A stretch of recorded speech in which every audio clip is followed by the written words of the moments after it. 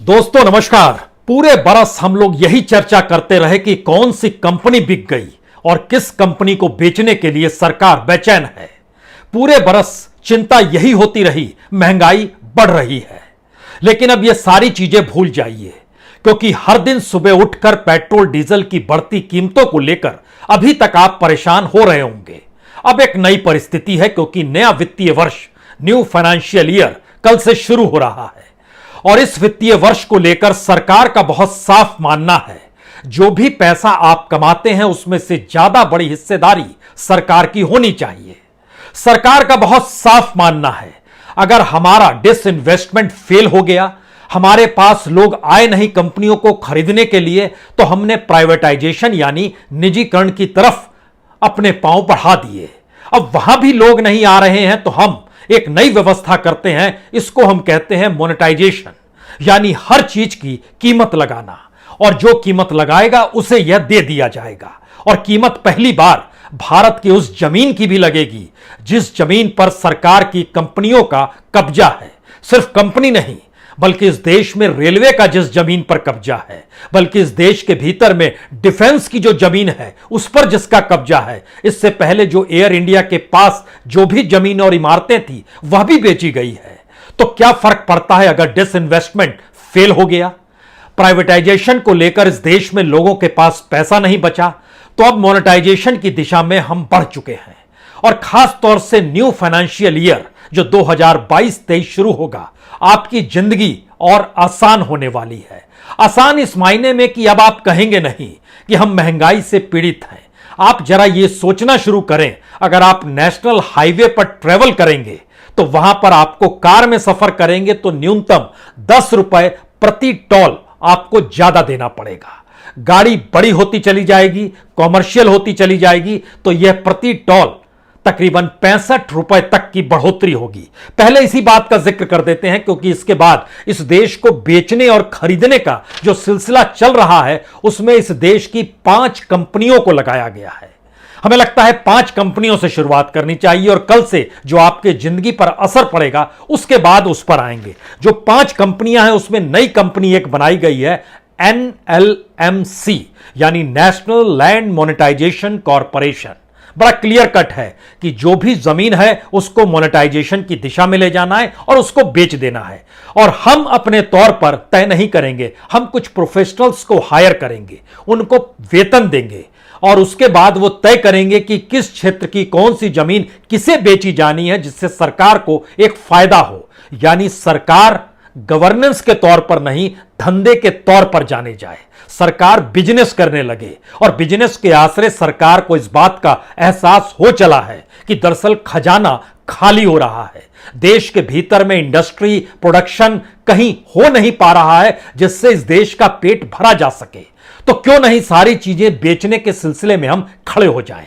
इस नई कंपनी को बनाया गया इसी महीने 9 तारीख को बनाया गया, कैबिनेट ने डिसीजन लिया जो NLMC बनाई गई। लेकिन इससे पहले इस देश के भीतर में 4 कंपनियां और काम कर रही है, जिसमें हर कोई जानता है एक दीपम नाम की कंपनी है। दीपम का मतलब है department of investment and public asset management, जिसके जरिए कंपनियां बिक रही थी।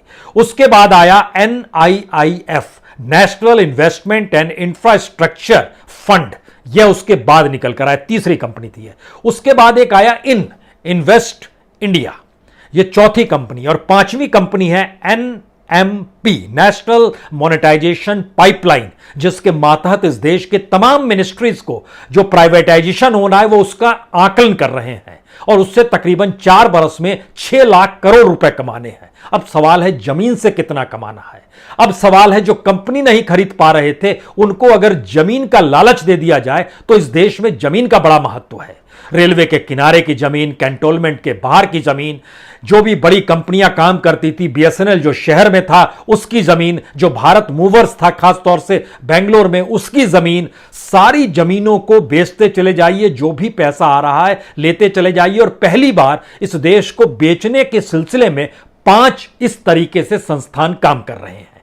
हम इस पर आए कितनी जमीन कैसे बेची जाएगी, खासतौर से वो मिडिल क्लास, वो मध्यम वर्ग तबका जो शहरों में रहता है।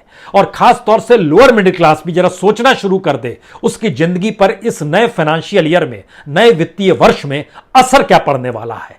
जो प्रोविडेंट फंड है, अब उसमें अगर 2.5 लाख से ज्यादा पैसा है, उस पर जो इंटरेस्ट मिलेगा वो टैक्स के दायरे में आ जाएगा। इससे पहले नहीं आता था। प्रोविडेंट फंड यानी भविष्य निधि, जो पैसा भविष्य के लिए जमा करते हैं, सरकार उसको भी टैक्स के दायरे में ला रही है।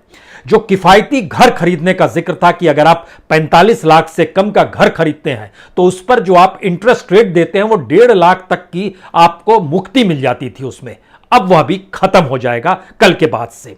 जो क्रिप्टो करेंसी का धंधा कर रहे हैं इस देश के भीतर में, अब उन्हें 30% टैक्स कल से देना शुरू करना होगा। 30% डायरेक्ट टैक्स उनको देना ही पड़ेगा।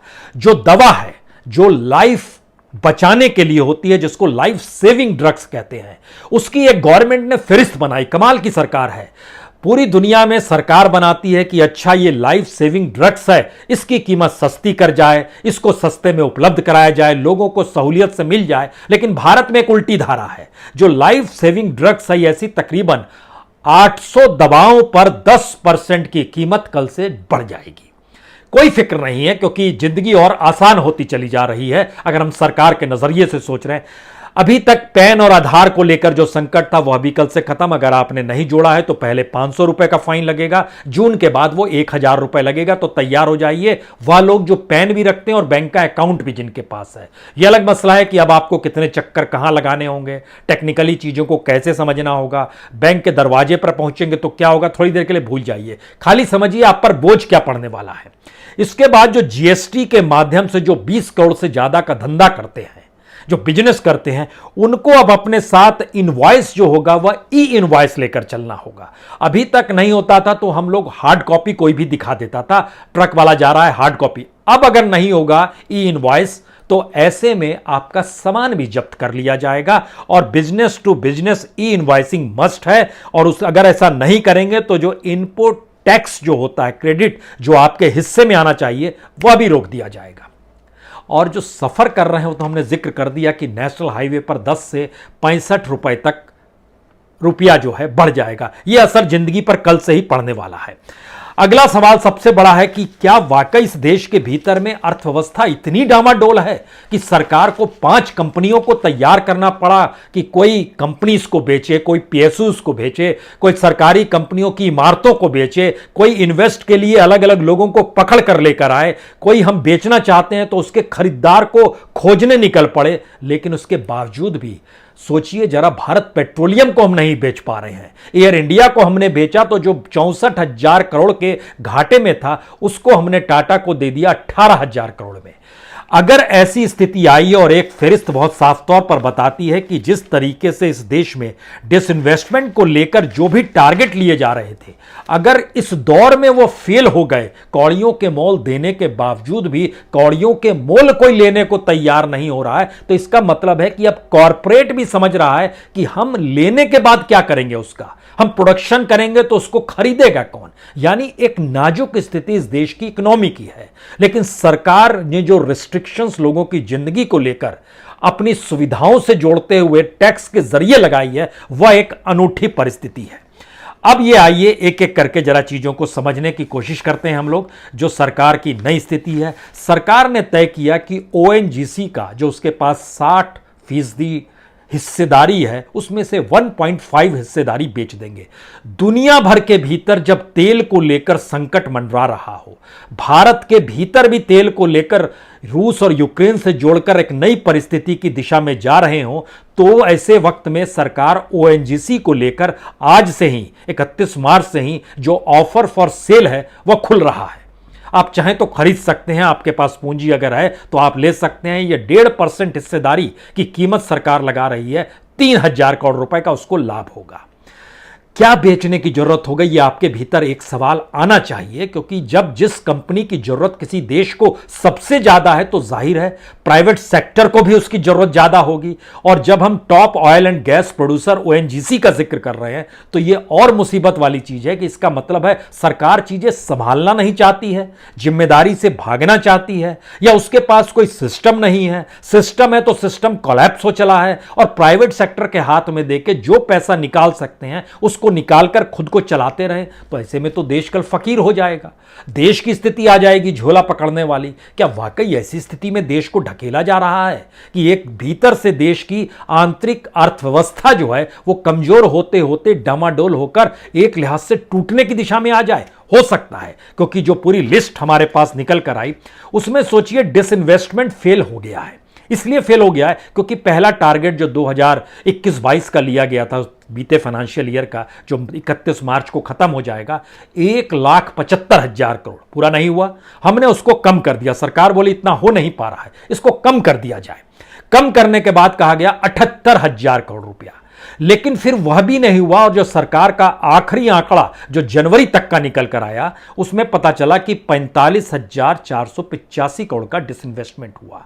यानी कहां से चले थे कहां आ गए। और अब 2022-23 का टारगेट पहली बार 2014 के बाद से सबसे कम रखा गया है। टारगेट ही कम रख दिया गया, सिर्फ 65,000 करोड़ रुपया।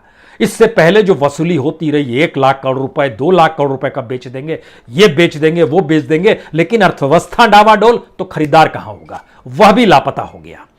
अब यहां पर जो 9 मार्च को कैबिनेट ने अप्रूवल दिया है, जो नेशनल लैंड मोनेटाइजेशन कॉरपोरेशन जो है, इसमें जो सरकारी उपक्रम है, सरकारी कंपनियां हैं, उनके जो बिल्डिंग है, उनके जो एसेट हैं, उनको सेल करने का जिक्र है। आपके जहन में आएगा कि सरकार का काम धंधा करना तो था नहीं, ये धंधा क्यों करने लगी? धंधा इसलिए करने लगी क्योंकि सरकार की अपनी इकोनॉमी जो थी, इस देश में जो ऑटो मोड में चल रही थी, सरकार उसके भीतर भी पॉलिटिकल वे में घुस गई। और पॉलिटिकल वे में घुसते ही वो चीजें डगमगाने लगी। और वहां से जो भी सरकार ने मान लीजिए बैंक को कंगाल कर दिया, आरबीआई से मैक्सिमम डिविडेंड ले लिया सरकार ने इस देश के जो नियम कायदे बदले और जिस तरीके से वसूली शुरू की, उसमें बड़े सारे कॉरपोरेट्स ने अपने आप को दिवालिया घोषित कर दिया। उसमें अनिल अंबानी भी शामिल है। उसके बाद जो एनसीएलटी बनाई और कहा गया कि एक तरफ से दूसरी तरफ जो शिफ्ट किया जाए पैसे को, और कंपनीज को यह काम होना शुरू हुआ, तो जो बैंकों से लोन ले रहे थे उन्होंने कहा हम दिवालिया हो गए, हमारी एनसीएलटी में डालिए, आईबीसी में डालिए कंपनी को, और आपको जो कीमत लगाना है लगाइए, जिसे बेचना है बेचिए। और उन कंपनियों को जो नई कंपनी हायर करेगी उनको बैंक फिर रियायत दे देगी। यानी एक ऐसी साइकिल जो पैसे से पैसा कैसे बन सकता है सिर्फ इसे ही देखेगी। लेकिन इसकी भी तो एक उम्र होगी। तो उम्र जो है 2022 के मार्च तक आते आते एक महीने में खत्म हुई कि अब हम डिसइन्वेस्टमेंट के माध्यम से मुनाफा नहीं पा पाएंगे। तो हमने निजीकरण यानी प्राइवेटाइजेशन की दिशा में कदम बढ़ाया, और उसके आगे मार्च में तय किया गया इससे भी काम नहीं चलेगा। अब हमें इस देश की जमीनों को बेचना है जो कंपनियों से जुड़ी हुई है। अब यहां पर जब हमने निकालना शुरू किया कि वो कौन सी कंपनियां हैं जिसकी जमीन है, जैसे भारत मूवर्स है, भारत अर्थ मूवर्स लिमिटेड, बीईएमएल, इसकी बेंगलोर में जमीन तकरीबन 123 एकड़ की जमीन है जो बिकने को तैयार है। मैसूर में तकरीबन 401 एकड़ की जमीन है जो बिकने को तैयार है। एचएमटी की बेंगलोर में तकरीबन 90 एकड़ की जमीन है जो बिकने को तैयार है।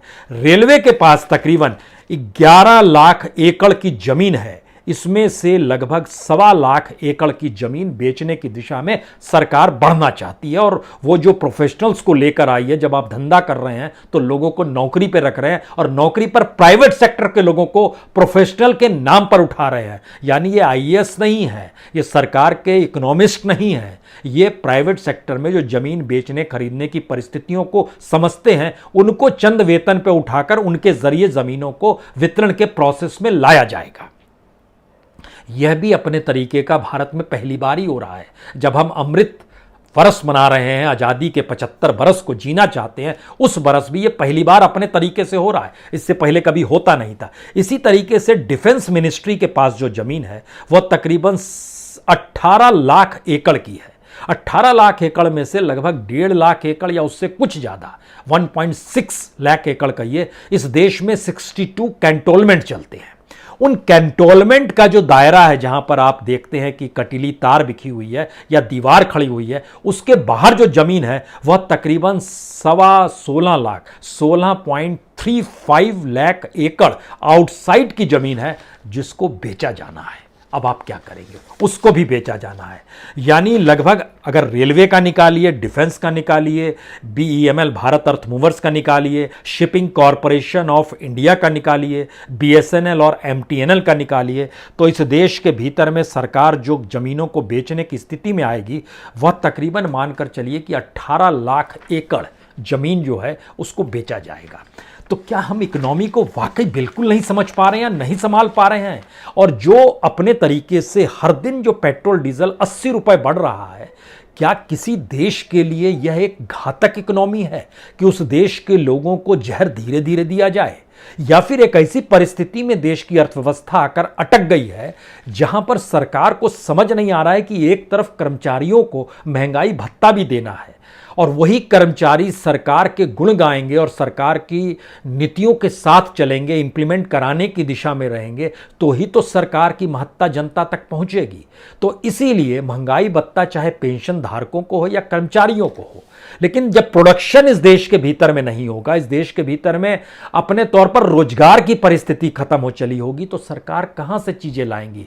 अगला सवाल यह है, क्या ये जो कॉरपोरेट हैं, जो उद्योगपति हैं, जो पैसे वाले हैं, ये इसलिए खरीद रहे हैं क्योंकि इनको भी पता है कि आखिर में इस सत्ता की एक उम्र तो होगी, उस उम्र के पूरे होते ही उसके बाद इनके पास जो एसेट के तौर पर जो पीएसयूज होंगे, जो जमीनें होंगी, जो इमारतें होंगी, क्योंकि जिन इमारतों को बेचने का जिक्र है वो सभी शहरों में है और ये शहर दूसरे नंबर के शहर है, यानी महानगरों के बाद कुछ महानगर में भी है, जैसे बेंगलुरु तो महानगर में शरीक हो गया, हैदराबाद में ज़मीन है, मद्रास में ज़मीन है, मुंबई में इमारतें हैं, कुछ दिल्ली में बड़ी इमारतें हैं। ये जो अलग अलग कंपनियों के, इनको बेचा जाएगा।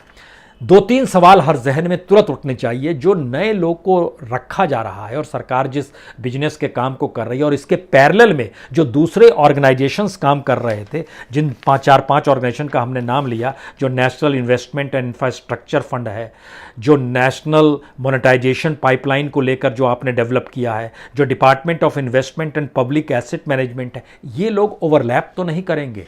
तो सबको अलग अलग खाके में रखकर समझाया गया है कि सरकार को इस बरस का यह टारगेट है। यह टारगेट ऑफिशियली नहीं बताया जाएगा, पार्लियामेंट में सरकार नहीं कहेगी। पार्लियामेंट में सरकार ने सिर्फ एक ही बात कही है, जो नेशनल मोनेटाइजेशन पाइपलाइन है, एनएमपी बनाई गई, उसमें कहा गया कि हम 6 लाख करोड़ रुपया कमाना चाहते हैं। और उसमें जानकारी निकल कर आई कि सड़क, रेलवे और पावर और माइन, ये 4 क्षेत्र ऐसे हैं जिनमें से इस 6 लाख करोड़ में से लगभग 4 लाख करोड़ यहीं से आना है। बाकी 2 लाख करोड़ अलग अलग हिस्सों में है। वो होटल के हिस्से में है, वो स्टेडियम के हिस्से में है, वो अलग अलग सेक्टर के हिस्से में आएंगे। लेकिन ये कमाई सरकार को करनी है, ये डाटा जरूर बताया गया, लेकिन बाकियों का डाटा सरकार नहीं बता रही है। मसलन जैसे नीलांचल इस्पात निगम लिमिटेड जो है, ये टाटा को जिस रूप में दे दिया गया, तो किस रूप में दिया गया? जैसे एयर इंडिया को दे दिया गया, बहुत सस्ते में चीज़ें मिल चलती चली गई। तो आखिर के जो 5-6 सवाल हर जहन में उभरते हैं, एक तरफ सरकार बोझ डाल रही है, दूसरी तरफ सरकार अपने बोझ से मुक्त होने के लिए इस देश की संपत्ति को बेच रही है, तीसरी परिस्थिति है वह प्राइवेट सेक्टर जो खरीद रहे हैं, वह पैसा क्या वाकई उनको कोई लाभ है जो दे पा रहे हैं? उसको जब रीड किया गया तो पता चला कि जो कंपनियां सरकार के संपत्ति को खरीदती है, उसमें से एवरेज 60% पैसा जो है वह बैंक लोन पर उन कंपनियों को दे देते हैं जो कंपनियां सरकार से खरीद रही है। बैंक भी सरकारी और वो लोन प्राइवेट सेक्टर को दे रहे हैं। प्राइवेट सेक्टर कहां उस पैसे को दे रही है? सरकार को दे रही है। यानी बैंक को कंगाल बनाने की एक नई लाइन यहां भी खिंचती हुई नजर आती है। और दूसरी बात, कोई मॉडल इकोनॉमी का अगर नहीं बचेगा तो हम एक ऐसी परिस्थिति में आकर खड़े हो जाएंगे जहां जिम्मेदारी से मुक्त रहने के लिए हम बहुत सारे उपाय खोजेंगे। उन उपायों में रूस यूक्रेन युद्ध भी होगा, इंटरनेशनल मार्केट में क्राइसिस की बात भी होगी, न्यू वर्ल्ड ऑर्डर का जिक्र भी होगा, चाइना के साथ बिगड़ते रिश्तों का जिक्र भी होगा। और इस दौर में खास तौर से जब दुनिया भर के लोग भारत लगातार आ रहे हैं, चाहे वो अमेरिकन्स हों, चाहे वो रशियंस हों, चाहे वो इजराइल से आ रहे हों, चाहे चाइना से आ रहे हों, चाहे यूरोपीय यूनियन से आ रहे हों, भारत को एक मार्केट के तौर पर और यहां पर से क्या क्या चीजें निकाली जा सकती है, इस तौर को लगातार परखा जा रहा है। और इस चेक एंड बैलेंस करने की स्थिति में जो खास तौर से यूरोपीय यूनियन और जो रशिया के बीच की दूरी है या अमेरिका और रशिया के बीच की दूरी है, भारत जो चेक एंड बैलेंस करने की स्थिति में आकर खड़ा है कि हम किसी के साथ नहीं हैं, उसकी सबसे महत्वपूर्ण दुविधा यह है कि हमारी अर्थव्यवस्था को संभालने के लिए कौन आएगा सामने। क्या रशिया आ जाएगा? क्या वो फ्री ऑफ कॉस्ट तेल देने लगेगा? एनर्जी के क्षेत्र में हम वाकई आगे बढ़ जाएंगे? अमेरिका को लेकर क्या हमारे बेहतरीन रिश्ते हो जाएंगे? कौन सी स्थिति है? खास तौर से तब जब हम क्रिप्टो करेंसी को लीगलाइज्ड कर चुके हैं 30% टैक्स के साथ। अगर क्रिप्टो करेंसी का प्रॉफिट जो है इस 30% के एट पार चला जाता है, यानी भारत की इकोनॉमी में जो लोग रुपए से बिजनेस करते हैं और वो 10% टैक्स देते हैं, मान लीजिए, या 30% देते हैं जिनकी कमाई ज्यादा है, उसके एवरेज में अगर क्रिप्टो करेंसी वर्ल्ड मार्केट में ज्यादा मुनाफा देगी तो लोग क्रिप्टो करेंसी पर शिफ्ट हो जाएं। यह एक लीगलाइज्ड फॉर्म में आएगा और यह एक डिजिटल इकोनॉमी है, यानी किसी देश की राजनीतिक सत्ता के पास वहां की करेंसी भी उसके हाथ से निकल जाए तो सोचिए क्या स्थिति होगी। हम एक ऐसी इकोनॉमी को ना संभाल पाने के बाद उस इकोनॉमी को संभालने के लिए एक ऐसी परिस्थिति को गढ़ रहे हैं जिसमें लगातार जनता पर बोझ पड़ेगा ही। वो टैक्स का बोझ आएगा ही, महंगाई का बोझ आएगा ही। एक ऐसी सिचुएशन देश के सामाजिक सांस्कृतिक माहौल के भीतर भी बनेगी जो पूरी तरीके से पॉलिटिकल मोटिवेटेड होगी। और इस परिस्थिति में भारत के किसी भी विपक्ष की पॉलिटिकल पार्टी के पास कोई विजन निकलकर नहीं आएगा। उसके निशाने पर या तो नरेंद्र मोदी होंगे या आरएसएस होगी या फिर पॉलिटिकल चुनाव होंगे। विजन किस रूप में निकालना है जिससे जनता उस दिशा में देख सके, इस दिशा में चिंतन खत्म हो गया और एक ऐसे चिंतन की दिशा में देश बढ़ गया जहां पर उसे लगता है कि विरोध और आक्रोश, क्योंकि कोई दूसरा मॉडल निकल कर नहीं आ पा रहा है। सबको पता है भारत में रिफॉर्म का मॉडल की उम्र पूरी हो गई। अब उसके बाद एक नई दिशा में भारत को आगे बढ़ना था, लेकिन हमने जो लकीर खींची है उसमें एक ही लकीर बहुत साफ है कि हमारे घर में रखा हुआ जो भी सामान है अब इसको सेल करना शुरू करो, 2024 भी जीत जाएंगे। और अगर स्थिति और बिगड़ेगी तो अगर हम खींच पाए तो 2029 तक भी खींच लेंगे। लेकिन इस बीच में अगर स्थिति बिगड़ गई तो हम कह देंगे देश की आर्थिक स्थिति ऐसी है, आप ही लोग संभालिए, हमें क्या है। तो फकीरी में देश को लाकर झोला उसी के हाथ में थमाकर एक ऐसी अर्थव्यवस्था का खांचा 2022-23 के फाइनेंशियल ईयर से शुरू हो रहा है जिसकी शुरुआत कल से होगी। और आप इसको महसूस मत कीजिए, बल्कि हर दिन हर क्षण अब जो भी चीज़ लाने जाते हैं या जो भी चीज़ खरीदेंगे उसकी कीमतों से एहसास करते हुए इस बात को सोचिए, क्या वाकई जो रोजगार कर रहे हैं और 2 पहिया वाहन पे जाते हैं उनकी कमाई इतनी बढ़ेगी कि वह पेट्रोल बढ़ती हुई की कीमत के साथ चल सके? या जो भी टैक्स लग रहे हैं, यहां तक कि पीएफ भी जब उसके दायरे में आ गया तो फिर बचा क्या है? भविष्य छोड़ दीजिए, मौजूदा वक्त में वर्तमान भारत को संभाल लीजिए, यही बहुत बड़ी बात होगी। बहुत बहुत शुक्रिया, बहुत बहुत शुक्रिया।